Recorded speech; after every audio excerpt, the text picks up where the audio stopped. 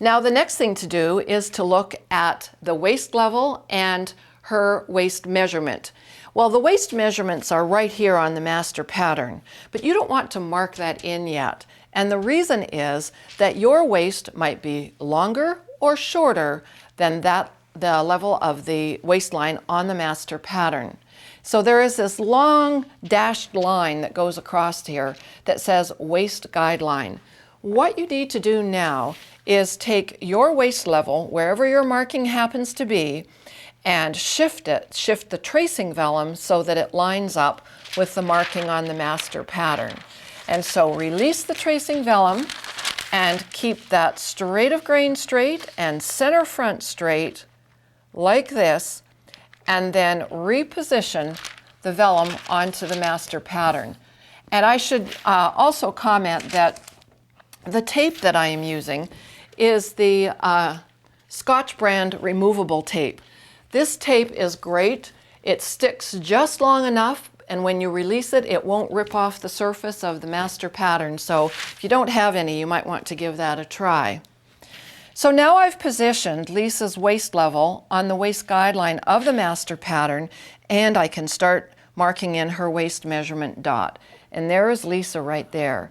You can be as small as 20 inches around or as large as 54 inches around. And of course, that's all offered to you in the metric system as well. So now the next thing to do is connect the bottom leg of the dart with the waist dot, and then we're going to go in to the positioning this waist fitting dart directly underneath her apex. The waist dart that's right here, again, that needs to end approximately 1.5 inches away from your apex. And so in order to make that a very easy process, another template that you're going to find inside your dress kit is this template called the Waist Darts template.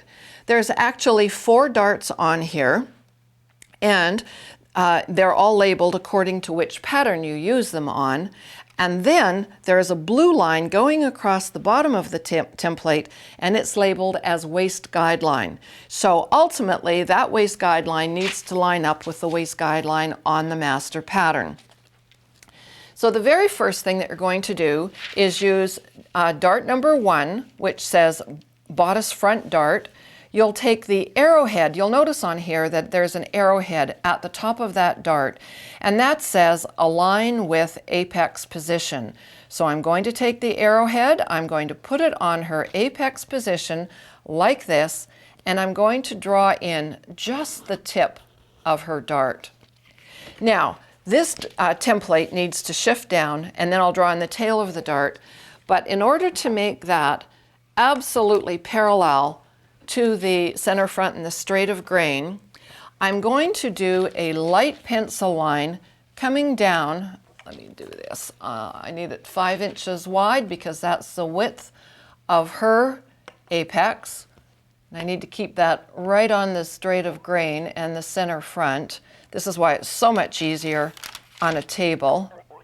And that light pencil line that I put there is going to make sure that I line up the interior of this dart exactly with the center of and where that waistline is.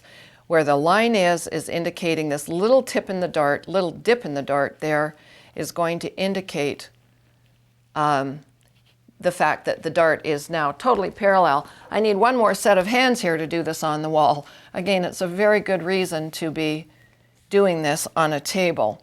So now what I've done is I have lined up the blue waist guideline on the template with the black waist guideline on the master pattern, and that center line that I just drew is right down the center of the dart. Now I'm going to draw in the tail of the dart. So what did I end up with? I've got a tip and a tail end to the dart, and now I'm simply going to connect the side edges of the dart together, and that's going to give Lisa the correct length of dart right underneath her apex, and it's in the correct width as well. Now, I'll just do a hypothetical example, again, because Lisa's pretty long in the torso. Somebody who's very short in the torso, let's say your apex is down here. Well, you'd start the arrowhead on the apex, draw on the tip of the dart. Now the blue waist guideline would need to be shifted up. So you'd shift the template up, draw on the tail of the dart, and then as you connect the tip to the tail end, you can see how you'd end up with a much shorter dart in that area. So once again, I am definitely personalizing to her body shape and size, as you will be when you do your body match and start drawing off your pattern. And the second to last thing to do here is put in a slightly curved line at the waistline, which represents the slightly curved waist edge on the bodice pattern.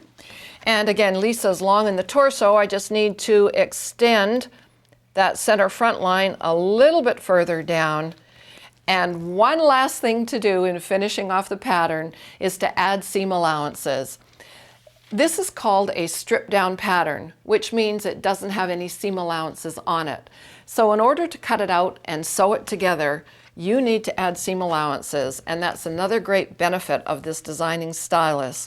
When you put your pencil and you put the lead of the pencil next to the edge of the slot that's nearest the outside edge, this distance is 5/8 of an inch. And of course you need to add that in there so that you can cut out your pattern and sew it together without having lost any of that essential ease. So what I'm doing is drawing through the slots on the designing stylus to add the 5/8 inch seam allowance, and you will do this all the way around the pattern. So I'd like you to stop your DVDs at this point in time.